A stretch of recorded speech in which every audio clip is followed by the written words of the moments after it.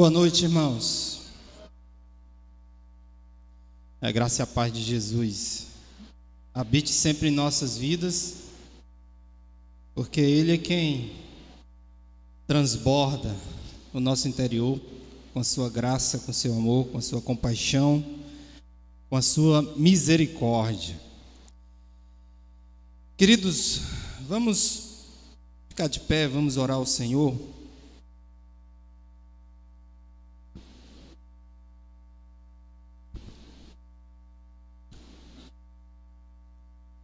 Teresina está pegando fogo, tá? Às vezes fica insuportável, viu? Senhor, traga refrigério para todos nós. Vamos curvar nossas cabeças e vamos orar. Senhor, nosso Deus, nosso Pai, bendito Senhor, sempre será o teu nome, porque o Senhor habita no meio de nós, do teu povo, e podemos sentir a tua presença através dos louvores, da adoração. Que o teu nome possa de fato ser engrandecido, Senhor, que possamos dar a devida importância ao teu santo nome. Abençoa, Senhor, a tua palavra, abençoe esse momento, Deus, onde nós vamos ouvir a tua voz, que o Senhor possa falar aos nossos corações. Essa é a oração que te faço no nome do teu Filho amado, Jesus Cristo. Amém. Os irmãos podem sentar.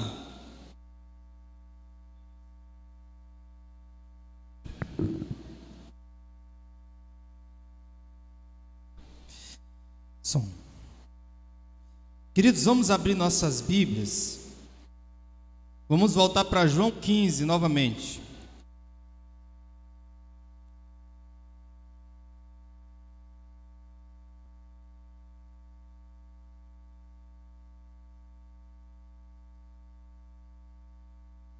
Nós temos estudado o livro de João, tanto já tem sido pregado em cima desse capítulo, mas é incrível, irmãos, como a palavra de Deus é uma fonte inesgotável. Ela não cessa de nos ensinar, de trazer às nossas vidas a compreensão do Evangelho. Eu conheço um pastor que ele pregou um ano todinho em cima de um versículo.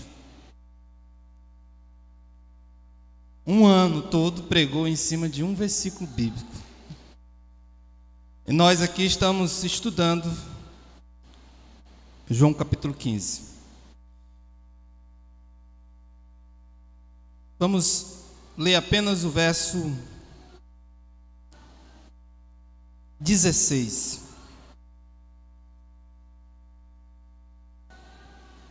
João 15, 16.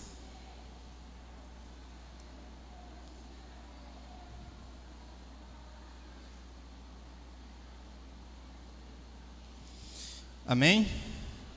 O texto da palavra diz o seguinte: vocês não me escolheram, mas eu os escolhi para irem e darem fruto, fruto que permaneça, a fim de que o Pai lhes conceda o que pedirem em meu nome.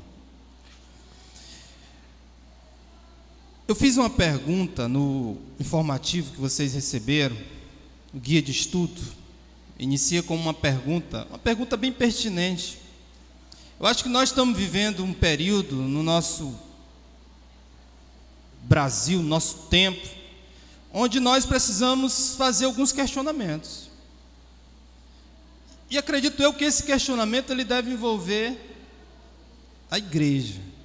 A igreja sempre esteve presente, atuante e influente no mundo, na sociedade. Mas a pergunta seria a seguinte: se a igreja desaparecesse da face da terra, o mundo sentiria a sua ausência? Se a igreja desaparecesse da face da terra, isso vai acontecer um dia, viu? O mundo sentiria a sua ausência? Deixa eu trazer um pouquinho mais para o nosso lado pessoal, porque nós entendemos que a igreja não é o prédio, não é as paredes, não é o lugar onde eu vou os domingos. Esse aí não é a igreja. A igreja somos nós, é você e eu, em qualquer lugar, em qualquer parte. Vamos lá, se você tivesse que mudar para uma outra cidade, seus vizinhos sentiriam sua ausência? Eu falo sentir ausência no aspecto de que você era influente na sua rua, tinha contato com seus vizinhos, e é claro, a sua ausência iria de alguma forma, em tese, trazer algum sentimento de ausência, de falta para os seus vizinhos. Se isso acontecesse com você, será que eles sentiriam falta de você?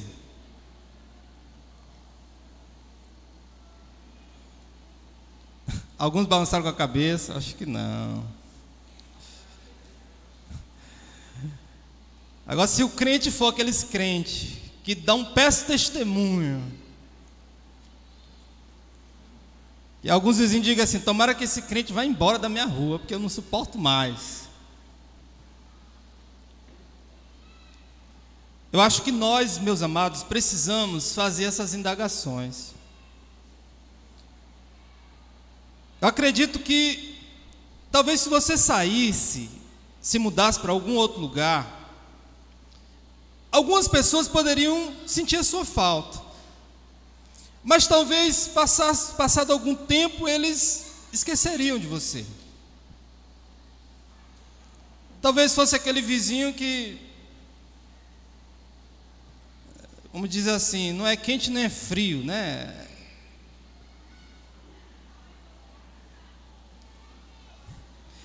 E aí vem a outra pergunta: o que faz com que alguém seja lembrado pelas outras pessoas?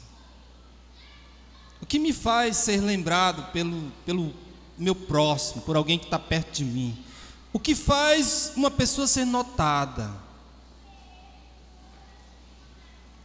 Existem vários aspectos diante dessa pergunta que eu estou fazendo, mas eu estou fazendo no aspecto positivo, no sentido de observar, de entender que a igreja, ela é um instrumento de influência na sociedade, no mundo.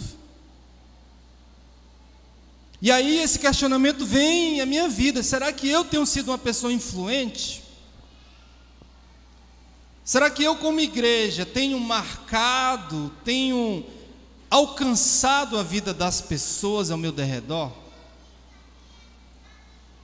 Débora Carvalho, ela escreve uma coisa muito interessante. Ela diz o seguinte: há pessoas que passam em nossas vidas, outras marcam nossas vidas, e há aquelas que são inesquecíveis, aquelas que você diz assim: esse aqui ficará para sempre marcado na minha vida, essa pessoa que eu jamais vou esquecer dela.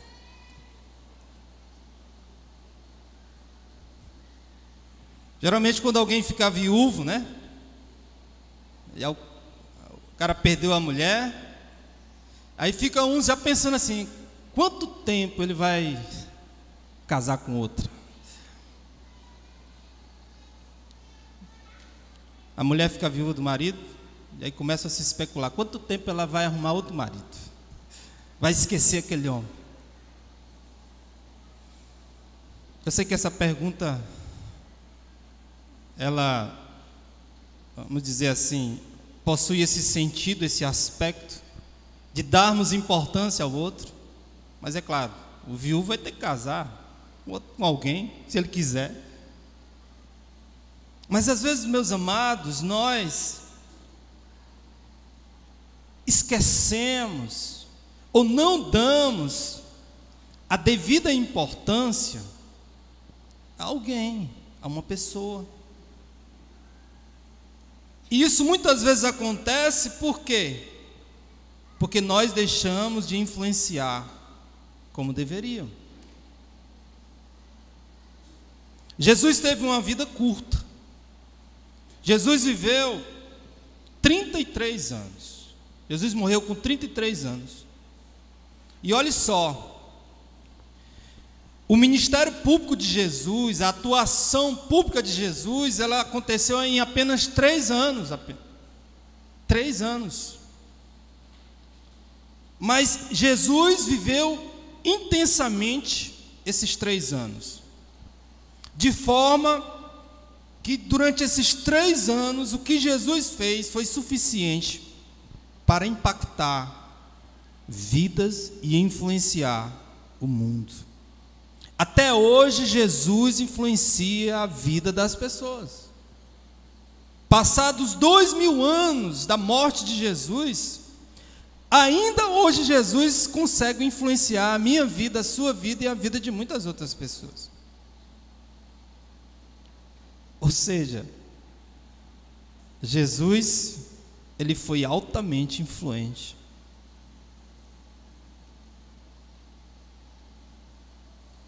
Em João capítulo 4,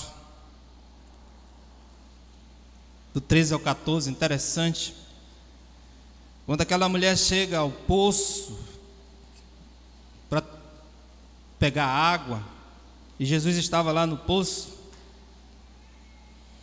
Jesus fala uma coisa para ela. Jesus oferece àquela mulher um outro tipo de água. Uma água onde aquela mulher, ela nunca mais teria necessidade ou sentiria sede, vontade de beber. E ele diz: quem beber desta água terá sede outra vez. Esta água, ele está se referindo à água física, a água que mata a nossa sede física. Mas ele diz: mas quem beber da água que eu lhe der, nunca mais terá sede. Ou seja, a água que Jesus iria oferecer para a mulher era uma água que só ele tinha. E que quem bebesse dessa água nunca mais teria sede. Nunca mais teria a necessidade, o desejo, a vontade de beber essa água. Porque ela iria fluir de dentro de nós. Essa água viva fluiria, como uma fonte jorra água. Ou seja, Jesus marcaria ou marca as nossas vidas de tal ponto que isso preenche completamente o nosso ser, a ponto de fazer com que nós jamais venhamos esquecê-lo. Jesus marcou a vida das pessoas. E as marcas de Jesus, meus amados, eram marcas permanentes. Não eram marcas onde as pessoas logo esqueciam. E quando nós pensamos em frutos, que é onde nós temos falado nessa parte da série Igreja Saudável, nós precisamos entender que não basta apenas a igreja produzir o básico, o que se espera dela. Quando eu me refiro ao básico, é aquilo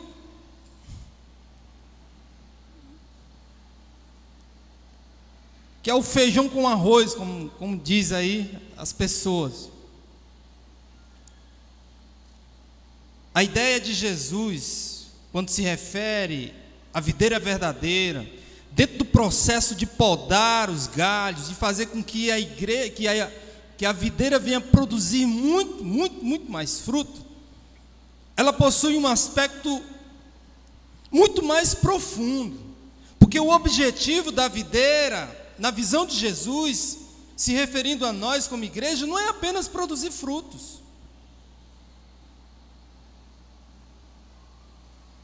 mas Jesus diz que esses frutos, eles precisam permanecer. Olha só o versículo que nós lemos, João 15,16. Mas vocês não me escolheram, mas eu escolhi para irem e darem fruto. E aí ele repete novamente, não apenas fruto, ou um fruto qualquer, mas vocês devem dar frutos que permaneçam, a fim de que o Pai lhes conceda o que pedirem em meu nome. Nós temos visto aqui, irmãos, e o texto de João 15 nos mostra que o fruto é o resultado final de um processo que envolve o cultivo do agricultor. Deus é quem manuseia a planta, e aí trazendo para as nossas vidas, Deus é quem trata das nossas vidas. Ele nos pega, Ele nos molda, Ele nos poda, Ele trabalha nas nossas vidas. E aí a gente repete novamente isso. Quando eu não permito o manuseio de Deus na minha vida, as coisas não acontecem. E esse processo do manuseio de Deus, muitas vezes ele é doloroso. É doloroso.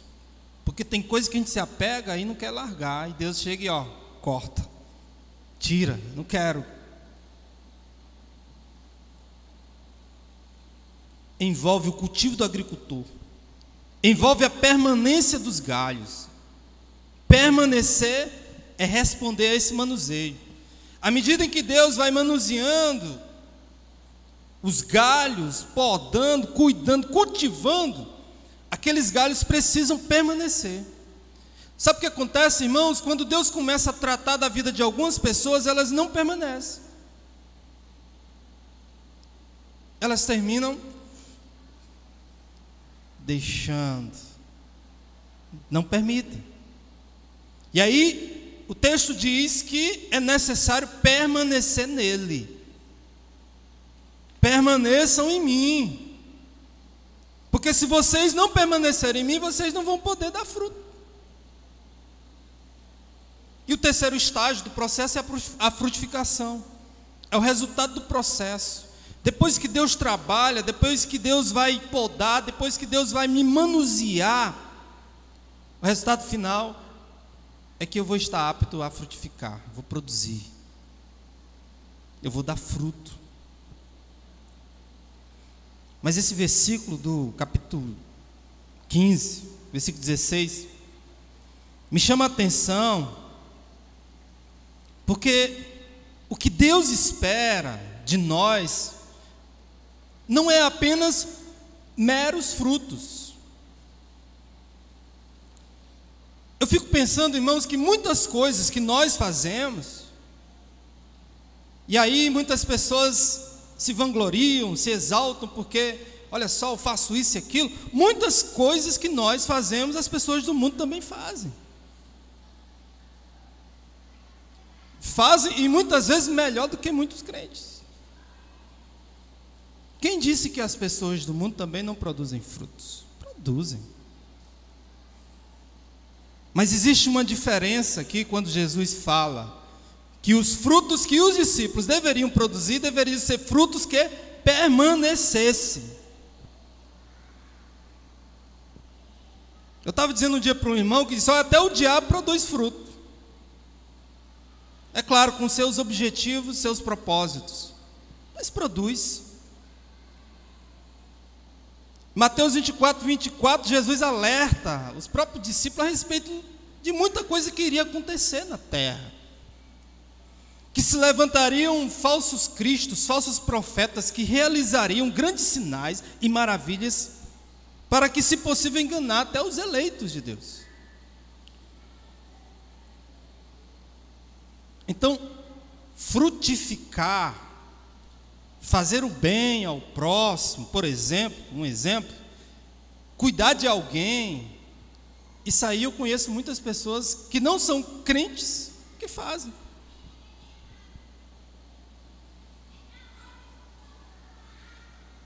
Mas pastor, onde é que está a diferença aí? Como estabelecer essa diferença?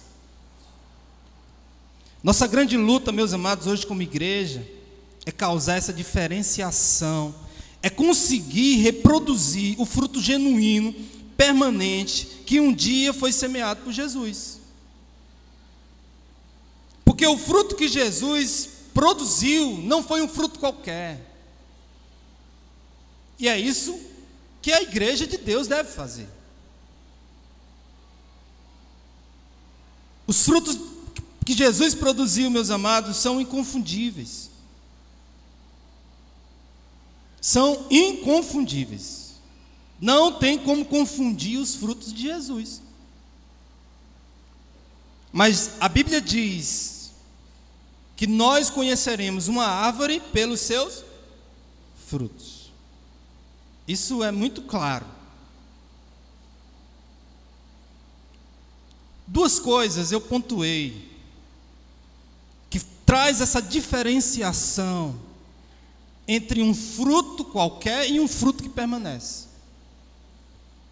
Olhando para essa passagem, meus amados, eu entendo que o fruto que permanece, ou os frutos que permanecem, não são oriundos de nós mesmos. Não vem de nós.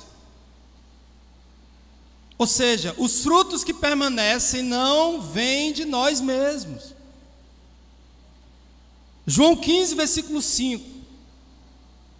Um pouquinho mais atrás, voltando.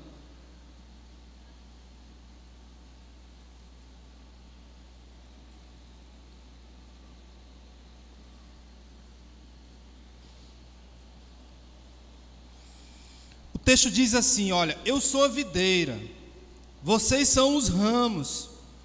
Se alguém permanecer em mim e eu nele, esse dá muito fruto, pois sem mim vocês não podem fazer coisa alguma. Ou seja, Jesus está dizendo aqui, meus amados, que sem Ele, nós somos incapazes de produzir qualquer tipo de fruto. Ou seja, nós somos incapazes de produzir o fruto que permanece. E aí vamos ser confundidos com aqueles, ou sei lá, com qualquer outra árvore que produz qualquer outro tipo de fruto. E é interessante que esse ponto é determinante, porque ele identifica a fonte e a origem dos frutos que produzimos. De onde vem aquilo que você produz? E aí vem aquele chafudo na mente da gente, em saber se aquilo que o indivíduo está fazendo vem de Deus ou está vindo dele mesmo. Ah, isso aí vem de Deus. Ah, isso aí é o homem que está fazendo. Amados, nós vivemos hoje uma confusão, uma falta de identificação, de identidade, onde tudo que as pessoas jogam, ou falam, ou fazem, as pessoas logo abraçam. As pessoas logo entendem que aquilo ali é um novo movimento, é algo que surgiu, que está acontecendo. Muitas vezes sem saber qual é a origem, a fonte daquilo.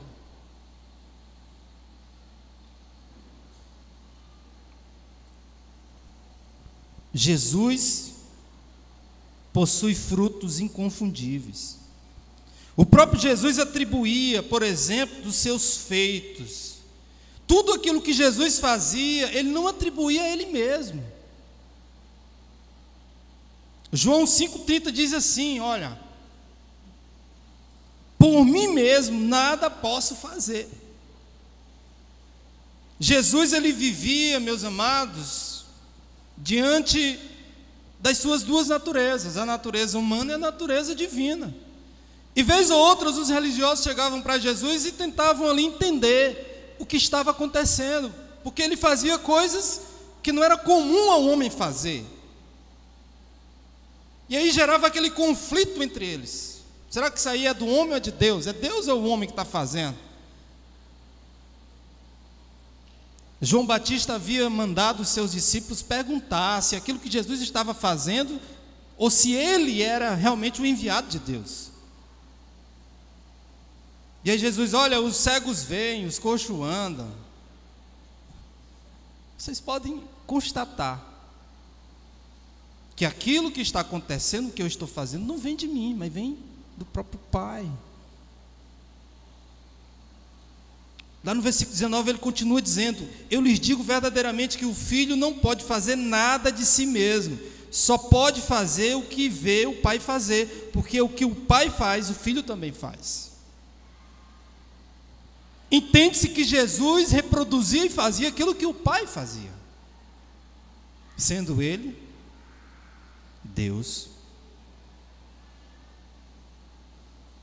Interessante, quando nós olhamos para esse conceito, nós vemos que todos aqueles que atuaram em nome de Deus atribuíam as suas ações, os seus frutos, as suas atitudes, não a Ele mesmo, mas ao próprio Deus. Em 2 Pedro 1, versículo 21,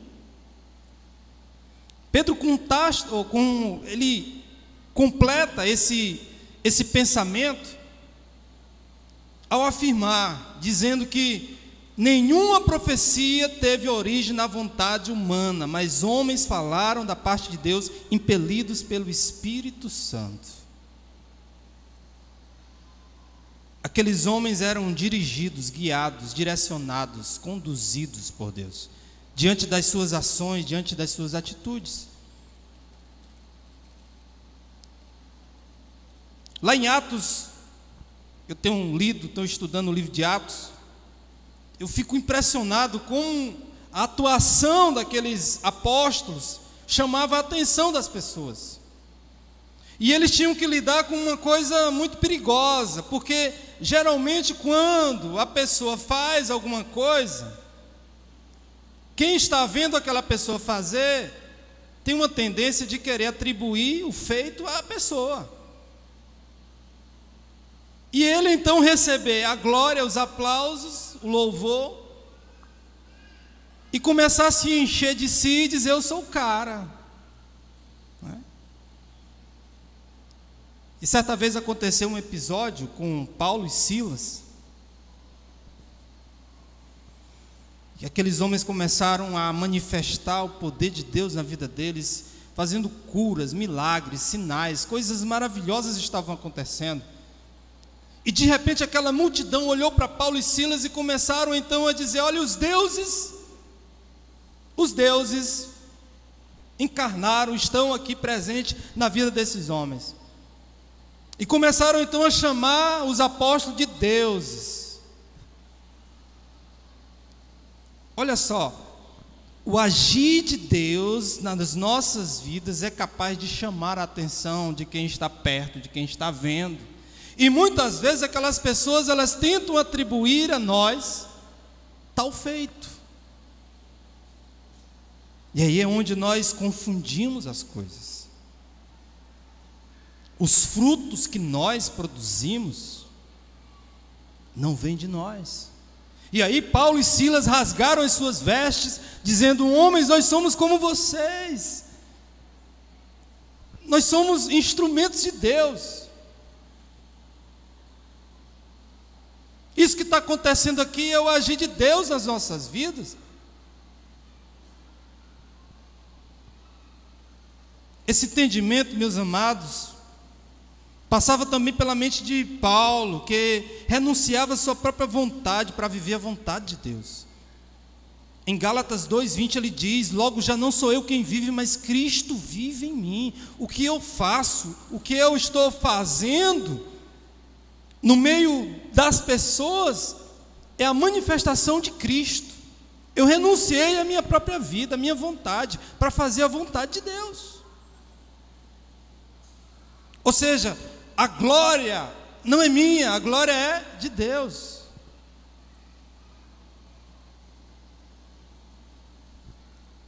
Porque eu fico preocupado, irmãos, a partir do momento que a igreja deixar de reproduzir tais frutos que pertencem a Deus, ela vai perder a sua identidade, ela vai cair em descrédito. Quando nós deixarmos de reproduzir tais frutos, a igreja vai perder a sua identidade. Ninguém mais vai acreditar nela. Se você observar a continuidade dessa passagem, você vai notar que a reação do mundo em relação a mim e a você, a igreja, vai ser a mesma atribuída a Jesus, se nós reproduzirmos os seus frutos. O versículo 18 ele diz: se o mundo os odeia, também em mente que antes odiou a mim. Assim como o mundo me odiou, vai odiar também vocês. Assim como muitas pessoas me abraçaram, me seguem, elas também vão acreditar naquilo que vocês falarem, porque eu vou estar agindo. A igreja de Jesus possui uma forte identificação com Ele, e precisa possuir essa identificação com Ele. A igreja não tem que se parecer com os homens, com os líderes, com o pastor. A igreja tem que se parecer com Jesus. É com Ele. Um dia uma irmã chegou para mim: pastor, qual é a igreja verdadeira? Eu disse: aquela que se parece com Jesus. Aquela cujo fundamento, cabeça, é Jesus Cristo, não o homem. Algumas semanas atrás, irmãos, a revista Veja, em uma edição, atacou fortemente os cristãos evangélicos. Não sei quem leu, mas o título da edição da revista era "Essa Gente Incômoda". E eu li o artigo do fulano lá que escreveu. E a gente que vive tanto essa questão de preconceito, discriminação, um texto altamente preconceituoso, atacando os cristãos, os crentes, os evangélicos, chamando de, em outras palavras, de analfabetos, pessoas que não têm conhecimento. Geralmente são pessoas de cor que participam, são negros, são pessoas pobres. E no final ele diz: era melhor que eles não existissem. Alguém leu esse artigo? Pois é. Algumas pessoas ficaram revoltadas, né? Mas eu não fiquei revoltado. Por quê? Jesus disse: se o mundo os odeia, tenha em mente que antes odiou a mim também. Isso mostra também, meus amados, que apesar dessa confusão que existe toda, tanta igreja não sei de que, da acolá, tanta gente fazendo coisas aí que, sinceramente, misericórdia. Mas isso mostra que a igreja ainda está presente no meio da sociedade, porque ela ainda está incomodando algumas pessoas. Ela ainda causa esse incômodo. A igreja ainda está presente, e ela não vai se curvar diante de tanta coisa aí que as pessoas querem colocar a goela dentro, como se isso fosse uma coisa comum, normal.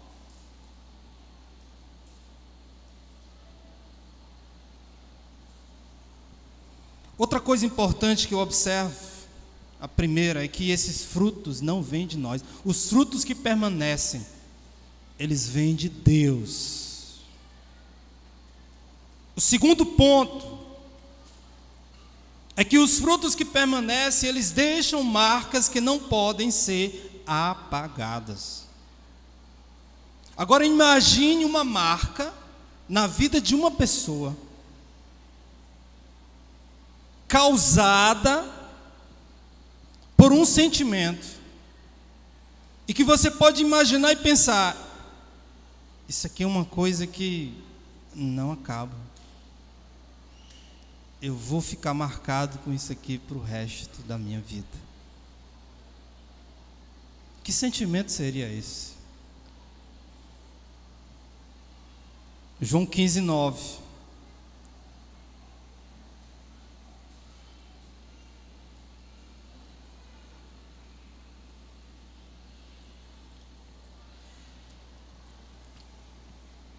Jesus diz: como o Pai me amou, assim eu os amei, permaneçam no meu amor.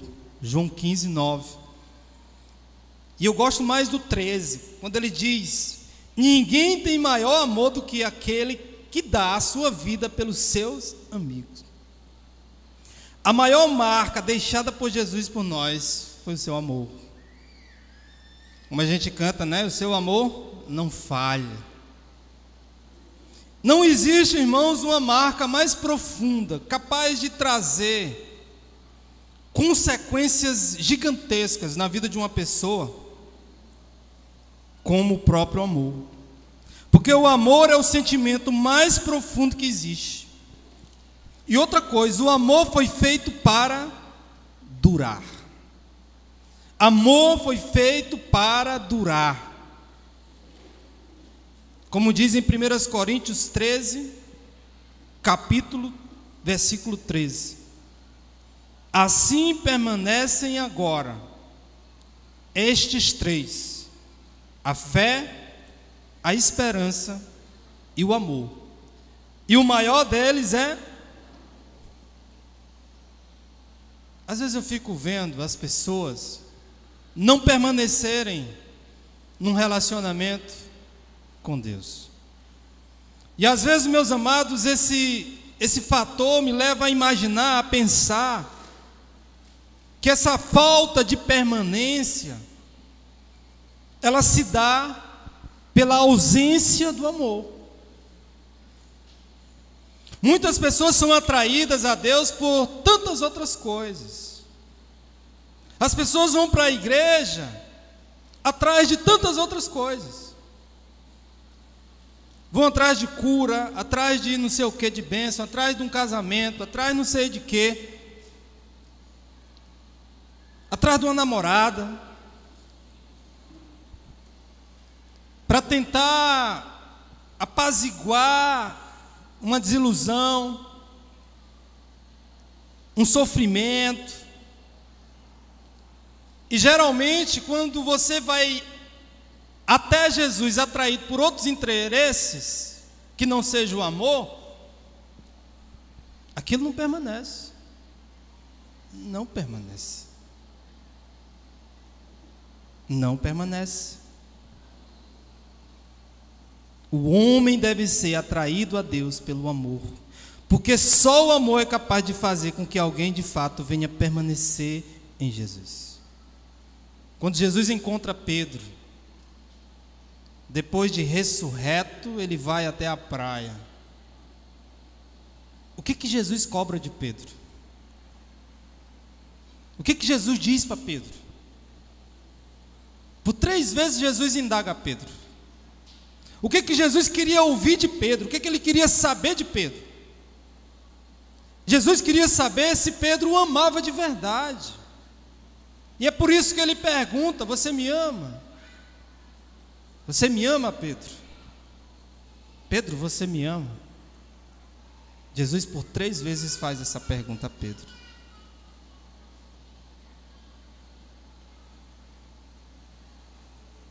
Esse amor deve ser também reproduzido de forma a deixar marcas na vida das outras pessoas. O amor de Deus marca a minha vida. O amor de Deus, ele me traz dentro de mim um sentimento tão poderoso, tão forte, que me faz mergulhar num relacionamento de amor com Deus.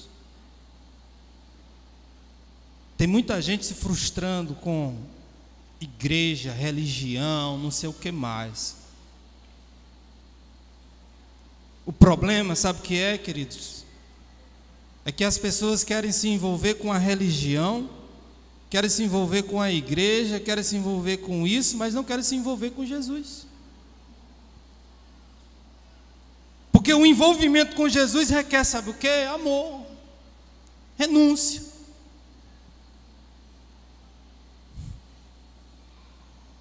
E a religião, ela frustra o homem. A igreja pode frustrar o homem. Quanta gente decepcionada com a igreja. Mas Jesus jamais frustra o homem. Eu tenho enfatizado isso rotineiramente quando dou os estudos bíblicos para novo convertido. Não busque aqui, ou não busque focar na igreja, no sei o que, nas pessoas. Busque focar em Jesus Cristo. Você está aqui para buscar um relacionamento com Ele. E esse relacionamento deve ser um relacionamento de amor. A igreja deve reproduzir, meus amados, o amor. Porque é esse amor que gera permanência, que faz com que a igreja venha produzir esse fruto que permanece. Em João 15:12, Jesus enfatiza isso entre os próprios discípulos, dizendo: O meu mandamento é este: amem-se uns aos outros como eu os amei. Ou seja, reproduzam esse amor. Espalhem esse amor. Por onde vocês andarem, levem esse amor para as pessoas. Mostrem a elas, contagiem elas com esse amor.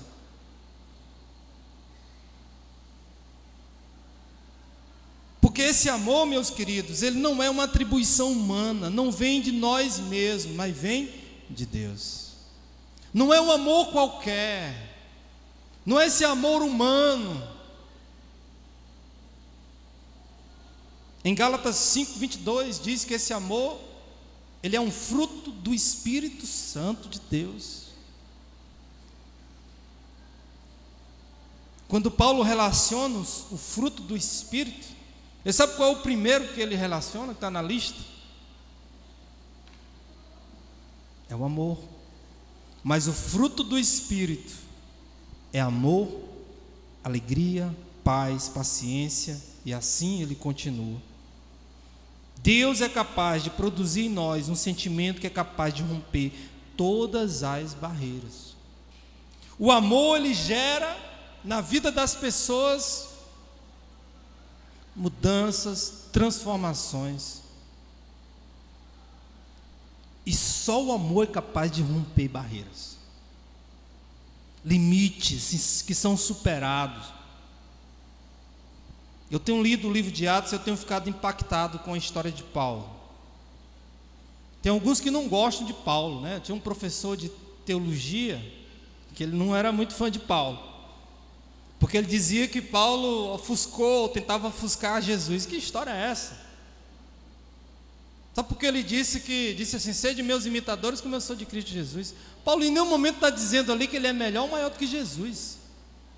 Ele está dizendo: olha, eu sou um seguidor de Jesus, tão apaixonado, que eu quero que vocês também sejam como eu, apaixonados.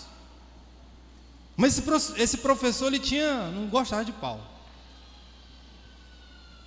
E eu estou lendo o livro de Atos e eu tenho ficado maravilhado com a história de Paulo. Porque Paulo, meus amados, se você for olhar a história dele, era uma história de amor e ódio. Aliás, de ódio e amor, colocando na ordem. Porque Paulo, ele tinha ódio da igreja, a ponto de contribuir para a morte de muitos crentes. Ele assinava as cartas autorizando a prisão dos crentes.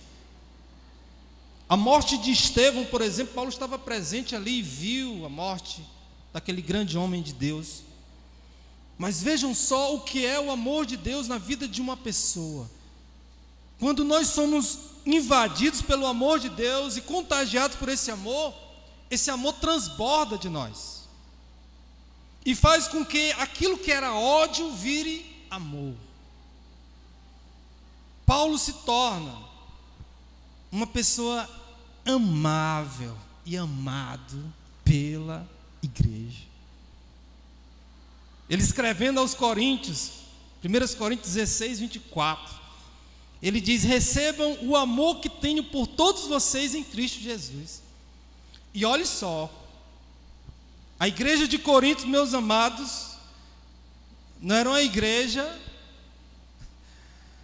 que demonstrava assim esse respeito, esse amor por Paulo. Porque era uma igreja cheia de problemas de conflito e divisão. Inclusive tinha alguns lá desqualificando Paulo, dizendo que ele era inferior a certas pessoas que estavam lá na igreja. Paulo poderia criar uma rejeição com aqueles irmãos. Olha o que ele diz: recebam o amor que tenho por todos vocês em Cristo Jesus, sem excluir ninguém. Paulo aprendeu a amar a partir do amor de Deus. E às vezes eu fico imaginando alguns irmãos assim: pastor, é impossível conseguir amar fulano de tal. Essa pessoa, esse indivíduo, é impossível amar essa pessoa. Como assim? Se você for levar em conta o amor, o sentimento humano, é impossível, de fato. Mas se o amor vier de Deus, se for aquilo que Deus manifesta através do seu Espírito Santo como fruto, você é capaz de amar qualquer pessoa. Você é capaz de amar qualquer indivíduo. Paulo se torna, meus irmãos, amado por todo lugar que ele passava. Quando Paulo, meus amados, estava prestes a morrer e sabia que a sua morte estava chegando, as pessoas sabiam que se Paulo voltasse para Jerusalém, ele iria morrer.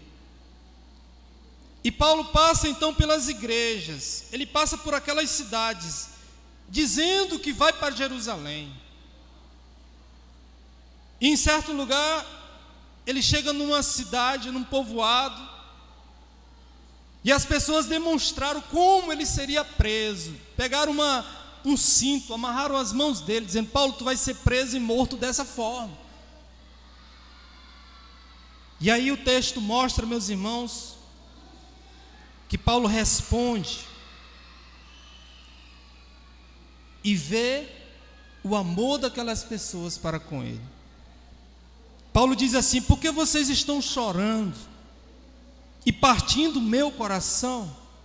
Estou pronto não apenas para ser amarrado, mas também para morrer em Jerusalém pelo nome do Senhor Jesus. Paulo se torna uma pessoa amada pela igreja de Jesus.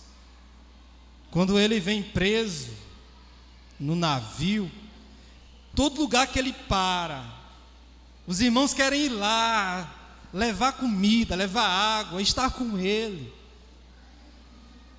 Porque Paulo, meus amados, ele produziu o fruto que permanece, o amor. É inesquecível, deixa marcas. E é isso que a igreja precisa reproduzir. O fruto que permanece, descrito em João capítulo 15, ele é diferente dos frutos que o mundo reproduz, do que a nossa humanidade produz. O fruto que permanece, ele vem de Deus, e ele se chama amor. Esse fruto, ele permanece. E é isso que a igreja precisa fazer. Quando a igreja for capaz de amar as pessoas, quando a igreja for capaz de influenciar o mundo com o amor de Cristo, todos vão sentir falta da igreja. Porque quando você é amado de verdade, você não esquece jamais. Jamais. É por isso que a figura mais singular e mais significativa depois de Deus nas nossas vidas é a mãe, né? Porque mãe é um ser que nasceu para amar. E geralmente aqueles que perdem as suas mães queridas, né? Nunca vão esquecer. Sempre vão lembrar. Porque uma coisa maravilhosa, querido, inesquecível, é sentir o amor das pessoas. Portanto, que possamos, de fato, produzir esses frutos que permaneçam. Não é um fruto qualquer. Ele vem de Deus, é um dom. Nós vamos louvar ao Senhor novamente, vamos cantar. Eu queria nessa noite também estender um convite especial a você que nos visita.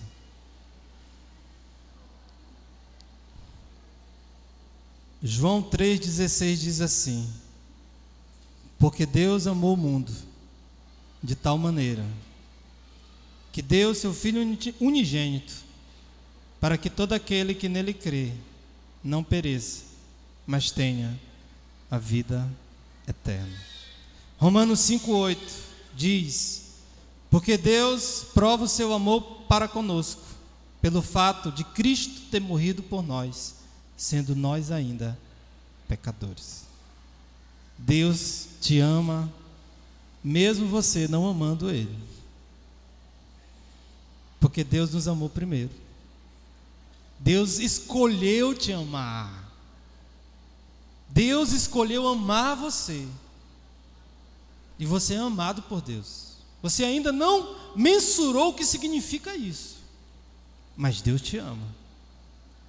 Porque Ele enviou seu Filho para morrer na cruz por você. Nós precisamos responder a esse amor de Deus. Como é que eu posso responder a esse amor? Entregando sua vida a Jesus Cristo. Se você ainda não fez isso, não perca tempo, porque você está perdendo a oportunidade de vivenciar de maneira mais profunda esse amor. Porque só se vivencia esse amor quando nós nos dispusemos a abraçar, a amar esse Jesus de maneira incondicional.